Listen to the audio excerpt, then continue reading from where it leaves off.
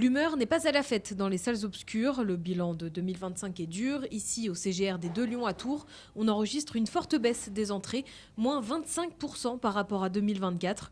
L'une des raisons, la grève des scénaristes d'Hollywood il y a 2 ans. Les conséquences ont donc été visibles l'année passée, avec beaucoup moins de films américains sortis en 2025, les mêmes qui remplissent habituellement les salles des multiplex. C'est un recul qui est assez énorme. On a eu des films qui n'ont pas forcément rencontré leur public, une offre qui a été beaucoup moins diversifiée que les autres années. Mais l'année se termine très bien puisqu'on a eu un très beau mois de décembre avec plusieurs films qui ont rencontré un grand succès.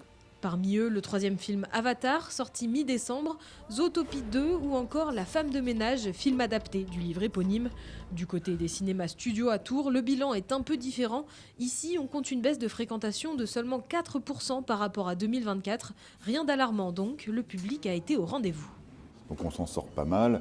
Le public RSC est un public fidèle, habitué. Là où le public de multiplex, et un peu partout en France c'est comme ça, va plus se diriger vers des films et vers l'offre. Donc on a remarqué que dans les 10 meilleures entrées de l'année, il y en a 7 ou 8, c'est des films français.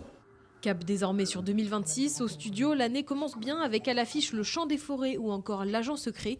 Côté CGR, plusieurs sorties se font attendre comme le prochain Toy Story ou encore le dernier Christopher Nolan nommé L'Odyssée.